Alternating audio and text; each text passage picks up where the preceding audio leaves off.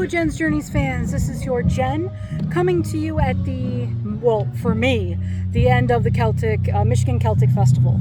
Now, it is actually going on still through, I believe, midnight tonight. I think the doors close at 8, if I remember correctly.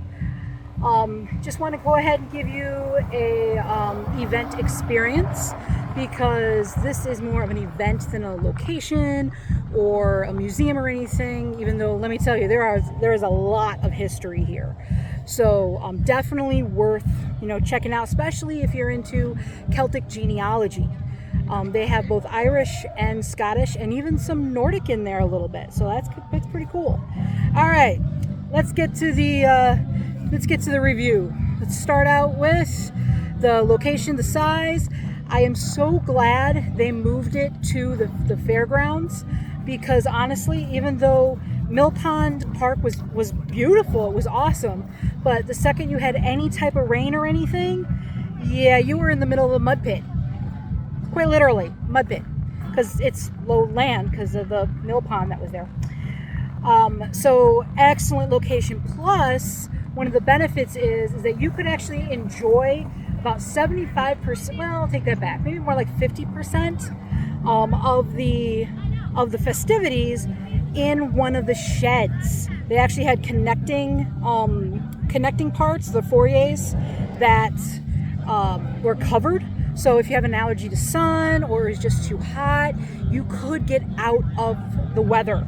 So that was fantastic. That was amazing.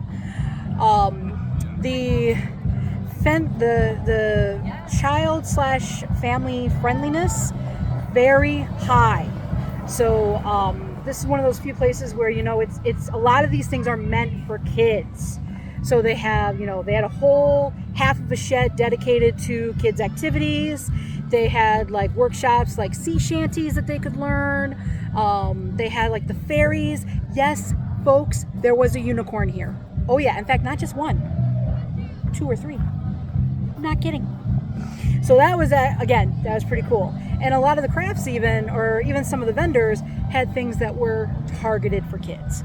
So definitely high. I would actually probably say this is an 8 or a 9 on child friendliness. So definitely a place to bring the kiddos. Next, trying to go through my list here in my head. Accessibility. It is, we're in the middle of a fairgrounds. So I believe it's the Washtenaw County Farm Council grounds is what the official title is. So, there's dirt, there's rocks, there's grass, there's also picker plants, which I found out when I tried to sit on the grass. So, is it wheelchair friendly? Not too bad. Definitely could do an electric scooter here. But yeah, so it's just a little bit challenging, but not too bad. Plus, even though there's not necessarily specific handicap parking, the ability to get close to park was awesome. And they did have a shuttle running that brought people that were far away closer to the gate. And they had what was called a reverse reverse valet, where they would actually have a staff member come, be out here, and you can leave your loved one at the gate and then go park the car and come back. So again, they're trying to be as friendly as possible as far as accessibility. Security, not really a factor here. I can say that none of my windows were broken. I can say, I didn't have to strip search or anything like that. Bags are allowed in. They didn't check me for food or water or whatnot.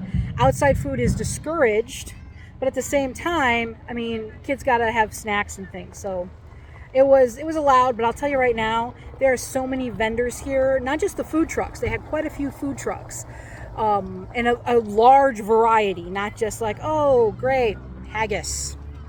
And haggis again, and more freaking haggis. No. They actually had a very wide range. As far as cost effectiveness, your typical plan on $15 to $20 per person. So that's, again, that's standard for the most part. let's see here, anything else, special activities or things. They had the corgi races, which was hilarious. They had the dance competition, the Celtic dance competition. So the girls with the legs that move around like they're not attached to the body and that type of thing. That was pretty awesome. Also, a number of bands, and not just like, oh hey, we put instruments on and we did stuff. No, these bands are established, have been to Ireland or Scotland, and even have a following. So very good entertainment. They tried to do a jousting activity, where actually was a jousting performance, but sadly there was a minor incident. The rider is okay, but he did fall off the horse. The horse is okay as well, because I know some people are like, the rider, how's the horse? Well, the horse is good. Horse is perfect. And the rider made it too. He's good. So yeah, that's pretty much my review. It's really good the cost of entrance. Okay, so that's the one thing. I get why it costs what it does. One of the cool things was that you get free water. They actually had Bush's. So a huge shout out to Bush's Market. They were giving out free water. So, and temperatures like this, you have to stay hydrated. They were giving out free water, and a lot of the bands and things were able to be here, but they still have to be able to cover their costs. And none of the staff are paid, as far as I am aware. So it really is to just make the festival that much better. Adult tickets are $10. Senior tickets were $10. Active military, I believe, were either free or $10. And then children 5 and younger were free. Usually it's 2 and younger, but here it's 5 and younger. So again, you got younger kids, you got toddlers. Bring them on down. They get to play with the horses and the unicorn. So overall rating, I would actually put this at an 8 out of 10. So definitely recommend. I remember one of them, length of time. I chose to stay all day. Well, not all day, because they're actually going till midnight.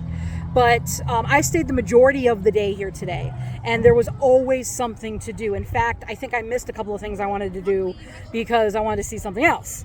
So definitely able to be here all day. They do have a beer garden or a beer tent. Of course, everyone's singing about Guinness because we can. And there was even a little parade, so that was really cool. And they had 4 different pipe bands. So you're going to see some of them in the videos and in the pictures. But yeah, so that was the now Michigan Celtic Festival, formerly the Saline Celtic Festival.